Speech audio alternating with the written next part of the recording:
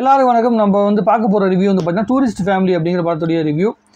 Million dollar studios வந்து பார்த்தீங்கன்னா already 2 படம் பண்ணியிருக்காங்க. ஒன்று வந்து பார்த்தீங்கன்னா குட் நைட் அப்படிங்கிற திரைப்படம், அப்புறம் லவ்வர் அப்படிங்கிற படம். 2 படம் மிகப்பெரிய வெற்றி அடைஞ்சது அப்படிங்கிறது தெரியும். குட் நைட் திரைப்படம் வந்து ரொம்ப அற்புதமான ஒரு ஃபீல் குட் மூவி.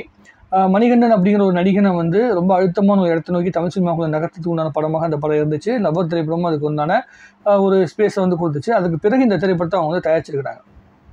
இலங்கையிலேருந்து ஒரு குடும்பம் வந்து தப்பிச்சு வருது. ஏன்னா அங்கே வந்து விலைவாசிலாம் ஏறி போச்சு, நம்மளால் அங்கே பழைக்க முடியாது, தமிழ்நாட்டுக்கு வந்து பழைக்கலாம் அப்படின்னு சொல்லி வந்து அங்கே கிளம்பி வராங்க.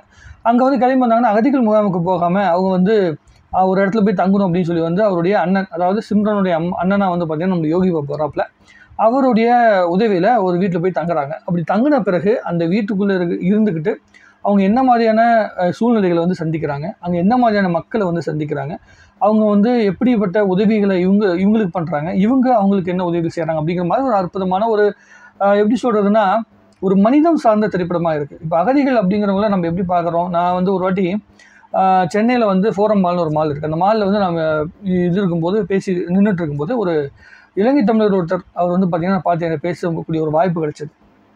அவங்களுக்குள்ள ஏதோ ஒரு வலி இருந்தது. அவங்க வந்து இந்த தமிழ்நாட்டுடைய அரசியல், இங்கே இருக்க சூழ்நிலைகளை பார்த்து, இந்த இலங்கை தமிழர் அப்படிங்கிற பேரை வச்சு என்னென்ன அரசியல் நடக்குது அப்படிங்கிற விஷயங்களும் அவங்க பேசினாங்க. அதெல்லாம் கேட்கும்போது நம்ம சொல்கிற வந்து நியாயத்தை விட, நம்ம வந்து இங்கேருந்து புரிஞ்சுக்கிட்டு இருக்க நியாயத்தை விட, சொந்த மண்ணிலேருந்து வெளியே வந்த பிறகு அந்த வலியை உணர்ந்து அவங்க பேசுகின்ற விஷயத்தில் ரொம்ப அழுத்தமான ஒரு அரசியல் இருக்கிறது என்னால் வந்து பார்க்க முடிஞ்சுது அந்த டைமில். ஸோ இந்த படம் எப்படி சொல்லுதுன்னா, அங்கேருந்து வெளியே வந்த பிறகு இங்கே ஒரு வேலை தேடுறது ரொம்ப கஷ்டம். ஏன்னா அகதிகள் முகாமுக்குள்ளே இருக்கவங்களுக்கு குடியுரிமை கிடைக்கிறது ரொம்ப பெரிய விஷயமா இருக்குது. அதுக்கான சட்டத்தை ஏற்று விடாமல் இன்னும் தடுத்துக்கிட்டு இருக்கிறாங்க.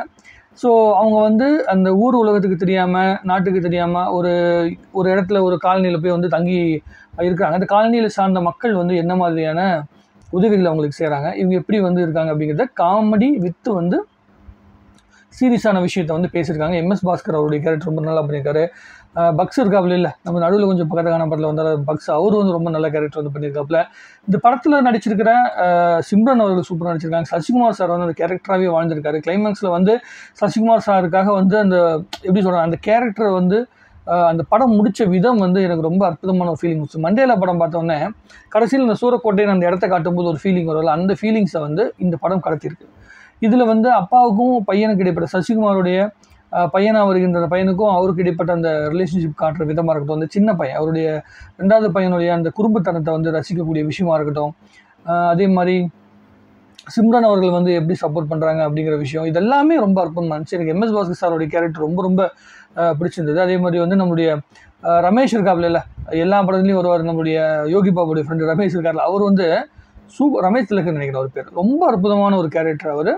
அவர் செலக்ட் பண்ணுற அந்த கேரக்டரே ரொம்ப அற்புதமாக இருந்துச்சு. குட் நைட்டில் வந்து அந்த மாமா கேரக்டர் வந்து நடிச்சிருப்பார்ல, மாப்பிள்ளை கேரக்டர் மச்சான் கேரக்டர் நடிச்சிருப்பார்ல, அந்த கேரக்டரோட இது ரொம்ப அற்புதமாக வந்து நடிச்சிருந்தாப்புல. ரொம்ப எப்படி சொல்கிறேன்னா மனசை நெகிழ வைக்கின்ற சில காட்சிகள் வந்து இருந்துச்சு. இந்த காலத்துக்கு, இந்த நேரத்துக்கு இந்த மாதிரியான சினிமாக்கள் தான் தமிழ் சினிமாக்குள்ளே அதிகமாக வரணும் அப்படிங்கிற எண்ணம் வந்து மேலிடுது. நீங்கள் தாராளமாக குடும்பத்தோடு போய் ஒரு படம் பார்க்கணும்னு நீங்கள் முடிவு பண்ணுறீங்க அப்படின்னா, நீங்கள் வந்து டூரிஸ்ட் ஃபேமிலி படத்தை நீங்கள் தாராளமாக எந்தவித சலனமும் இல்லாமல், எந்தவித எப்படி சொல்கிறேன்னா யோசனையுமே இல்லாமல் போய் இந்த படத்தை போய் பார்க்கலாம். ரொம்ப கண்டிப்பாக சொல்கிறேன், இந்த படம் உங்களுக்கு வந்து மிகப்பெரிய ஒரு திருப்தி கொடுக்கும் அப்படிங்கிறது எனக்கு எந்த வித மாற்று கருத்துமே கிடையாது. சசிகுமார் சாருக்கு ஒரு மிகப்பெரிய வெற்றி வந்து கிடைச்சிருக்குது வாழ்க்கையில். அவருடைய மனசுக்கு தகுந்த ஒரு அற்புதமான படமாக இது இருக்குது. ஏன்னா இந்த கேரக்டரில் வந்து சசிகுமார் சாரை பார்க்கும்போது அவருக்குன்னே எழுதின மாதிரி ஒரு விஷயம் இருக்குது. இவ்வளோ பெரிய படத்தை, இவ்வளவு எமோஷ்னலாக கனெக்ட் ஆகிற ஒரு படத்தை 24 வயசு பையன் எடுத்திருக்கான் அப்படின்னு பார்க்கும்போது ரொம்ப ஆச்சரியமாக இருக்குது. இயக்குனருக்கு மிகப்பெரிய வாழ்த்துக்கள் சொல்லிக்கிறேன். ஒரே இடத்துல கதை நடந்தாலும் அதை ரசிக்கும்படி எடுக்கப்பட்ட விதமாக இருக்கட்டும், லோ பட்ஜெட் படத்துக்குள்ளே எவ்வளோ தூரம் ஹை பட்ஜெட் எமோஷன்ஸ் இருக்குது அப்படிங்கிறத வந்து புரிஞ்சிக்க முடியுது. இந்த மாதிரி திரைப்படங்கள் தான் வரணும் அப்படிங்கிறதுக்கு ரொம்ப ரொம்ப எதிர்பார்த்து காத்துட்ருக்கிறேன். இந்த மில்லியன் டாலர் ஸ்டுடியோஸ் இருக்காங்க, இவங்க வந்து ரொம்ப நல்ல படங்களை வந்து செலக்ட் பண்ணி பண்ணியிருக்காங்க. 3 படம். இவங்களுக்கான இந்த மாதிரியான தயாரிப்பு நிறுவனங்களுக்கு நம்ம கொடுக்குற வெற்றி தான் தமிழ் சினிமாவுடைய மிகப்பெரிய வெற்றிக்கான காரணமாக இருக்கும். இந்த படம் வந்து எப்படி இருக்குன்னா, இந்த காலத்தில் விசு சார் வந்து அந்த காலத்தில் ஒரு படம் எடுப்பார்ல, சுற்றி இருக்க எல்லாத்தோடைய எமோஷன்ஸ், எங்கள் ஒவ்வொரு குடும்பம் இருப்பாங்க, அந்த குடும்பங்கள் எப்படி பேசுகிறாங்க, அவங்களுக்குள்ளே இருக்கிற எமோஷன்ஸ் எப்படி நம்ம கூட கேரி பண்ணிக்கிறாங்க அப்படிங்கிறதுலாம் ரொம்ப அற்புதமாக வந்து பண்ணியிருக்காங்க. இல்லை ஒரு எமோஷன் சீக்வன்ஸ் வந்து வரும், ஹஸ்பண்ட் அண்ட் ஒய்ஃபுக்குள்ளே, வயதான ஹஸ்பண்ட் அண்ட் ஒய்ஃபுக்குள்ளே நடக்கிற விஷயங்கள், அவங்க வந்து காதல் திருமணத்துக்கு பிறகு அவங்களுடைய தனிமையில் இருக்கிற அந்த வலி, இது எல்லாத்தையுமே இந்த படத்தில் வந்து அவங்க போர்ட்ரேட் பண்ணி காட்டியிருப்பாங்க. நீங்கள் படம் பாருங்கள், படம் வந்து உங்களை மிகப்பெரிய திருப்திப்படுத்தும் அப்படிங்கிறத வந்து எந்த வித மாற்று கருத்தும் கிடையாது. அதுக்கு நான் முழு கேரண்டி. ஒரு அற்புதமான ஃபீல் குட் மூவி. இந்த 2025 மனசை தொட்ட திரைப்படங்கள் எனக்கு வந்து மனசுக்கு ரொம்ப நெருக்கமான படத்தில் வந்து இந்த திரைப்படம் இருந்துச்சு அப்படிங்கிற மாற்றுக்கத்தில் நான் மறுபடியும் ஒரு வாட்டி வந்து இந்த படத்தை வந்து பார்க்க போகிறேன். எப்போனா குடும்பஸ்தன் படம் ஃபஸ்ட் டைம் வரும்போது ஒரு டைம் பார்த்துட்டேன். அதுக்கப்புறமேட்டு என்ன யோசிச்சுன்னா படம் நல்லா போன பிறகு அதுக்கப்புறம் ஒரு ஆடியன்ஸ் வருவாங்கள்ல, இந்த ரீல்ஸ் எல்லாம் பார்த்து முடிச்சதுக்கப்புறம் தேட்டரில் வரும்போது ஆடியன்ஸ் வந்து ரசிப்பாங்கள்ல, அவங்கள போய் பார்க்கணும் அப்படின்னு சொல்லி வந்து நான் ஆசைப்பட்டேன். ஸோ அந்த மாதிரி இந்த திரைப்படம் கொஞ்சம் நல்லா போன பிறகு மறுபடியும் இந்த திரைப்படத்தை போய் தேட்டரில் பார்க்கணும் அப்படிங்கிற ஒரு மனநிலையில் நானும் காத்துட்ருக்கிறேன்.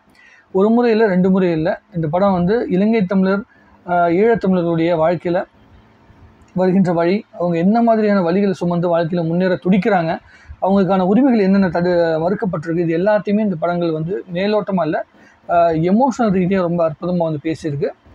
நீங்கள் பாருங்கள். பார்த்தீங்கன்னா நான் எதுக்கு இவ்வளோ தூரம் சொல்லிட்டு இருக்கேன் அப்படிங்கிறது தெரியும். டூரிஸ்ட் ஃபேமிலி மிகப்பெரிய வெற்றி. நன்றி, வணக்கம்.